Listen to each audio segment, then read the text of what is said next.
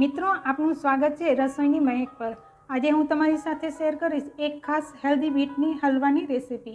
Bit આરોગ્ય માટે ખૂબ જ ફાયદાકારક છે અને જ્યારે આપણે બીટનો મીઠો અને સ્વાદિષ્ટ હલવો બનાવીશું તો બાળકોથી લઈને મોટા બધાને ગમશે। આ રેસીપીને બનાવવી ખૂબ જ સરળ છે। તો ચાલો એકદમ પરફેક્ટ બીટનો હલવો કેવી રીતે બનાવવો તે જાણી લઈએ અને આખી રેસીપી અંત સુધી જરૂરથી જોજો, જેથી એક પણ સ્ટેપ ચૂકી ન જવાય। અને મિત્રો, તમને મારી રેસીપીઓ ગમતી હોય અને હજુ સુધી મારી રસોઈની મહેકની ચેનલ સબસ્ક્રાઈબ નથી કરી તો મારી ચેનલને સબસ્ક્રાઈબ જરૂરથી કરી લેજો, જેથી મારી નવી નવી રેસીપીઓ તમને મળતી રહે। તો ચાલો જોઈ લઈએ બીટનો હલવો કેમ બનાવવો।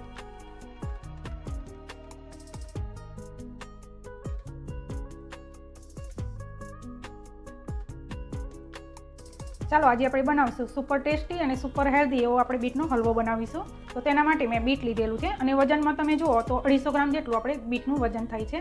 હવે બીટને મેં ધોઈને લઈ લીધેલું છે ચોખ્ખા પાણીથી। હવે તેની આપણે છાલ ઉતારી લેવાની છે, તો આપણે છાલ ઉતારી લઈએ। તેની આ ભાગ આપણે કાઢી લઈશું ને છાલ ઉતારી લઈશું આપણે। હવે આપણે બીટની છાલ ઉતારી લીધેલી છે। હવે તેને આપણે મીડિયમ સાઇઝના પીસ કરી લઈશું।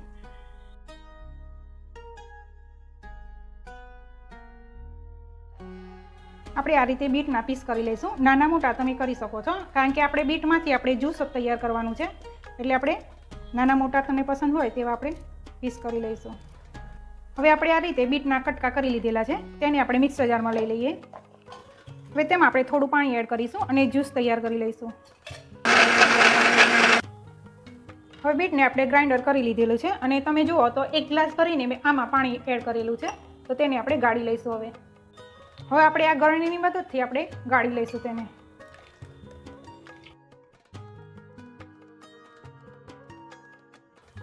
હવે આપણે ગાળી લીધેલો છે અને તેમાંથી જે આ વધેલો ભાગ છે તેને આપણે વેસ્ટ છે, તો આપણે તેને જવા દઈશું। હવે તમે જોઈ શકો છો આપણે આ રીતે લિક્વિડ તૈયાર કરી લીધેલું છે। લિક્વિડનું તમે માપ જુઓ તો આ ગ્લાસ 2 ભરીને આપણે લિક્વિડ તૈયાર થયેલું છે। હવે તેમાં આપણે 150 ગ્રામ ખાંડ લેવાની છે, તો ખાંડને હું અંદર એડ કરી લઉં છું અને 5 ચમચી આપણે કોર્નફ્લોર લેવાનું છે, તે પણ એડ કરી લઈએ ને બધું સારી રીતે આપણે મિક્સ કરી લઈશું। હવે આ મિશ્રણને આપણે પેનમાં લઈ લઈશું। ગેસની ફ્લેમ આપણે મીડિયમ રાખીશું અને હલાવતા જઈશું આપણે આ રીતે, જ્યાં સુધી આપણે થીક ના થાય એકદમ ત્યાં સુધી આ રીતે હલાવીશું। હવે લિક્વિડ આપણે ગરમ થાય છે ત્યાં સુધી આપણે હલવાને જે પ્લેટમાં આપણે સેટ કરવા મૂકવાનું છે તે પ્લેટને આપણે ઘીવાળી કરી લઈશું।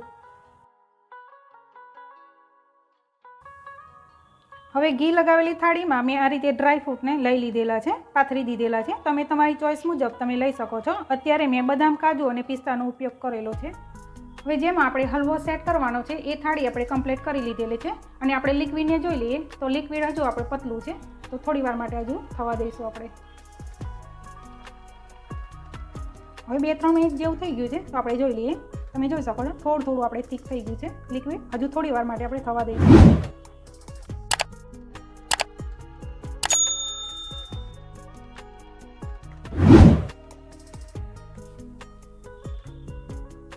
હવે લિક્વિડને ગરમ કરવામાં આપણે 10 થી 15 મિનિટ લાગેલી છે અને તમે જોઈ શકો છો આપણે આ રીતે લિક્વિડ ઘટ થયેલું છે।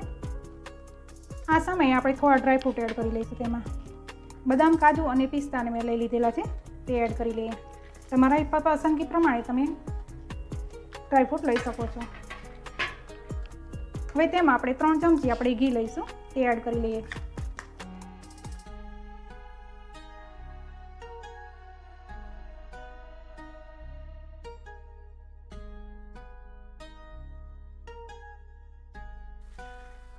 હવે આપણે બીટનો હલવો તૈયાર થઈ ગયો છે અને તમે જોઈ શકો છો આપણે પેનમાં ચોટતો પણ નથી। તો હવે આપણે થાળી જે ઘી વાળી ગ્રીસ કરીને રાખી છે તેમાં આપણે પાથરી દઈશું હલવાને।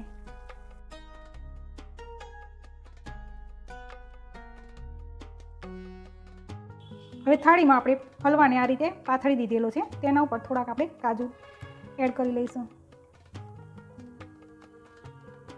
તેની ઉપર હું થોડીક ખસખસ એડ કરું છું,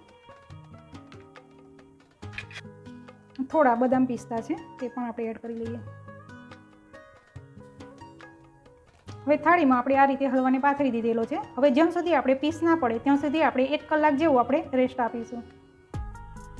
હવે આપણે 1 કલાક થઈ ગયો છે અને હલવો પણ આપણો સરસ સેટ થઈ ગયો છે. આપણે પીસ પાડી શકીએ તેવો આપણો હલવો તૈયાર થઈ ગયો છે.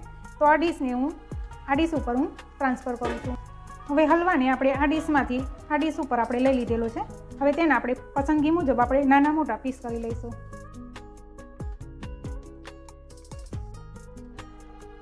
તો મિત્રો, તૈયાર છે આપણો લાલ ચટાકેદાર એકદમ હેલ્ધી અને સ્વાદિષ્ટ બીટનો હલવો.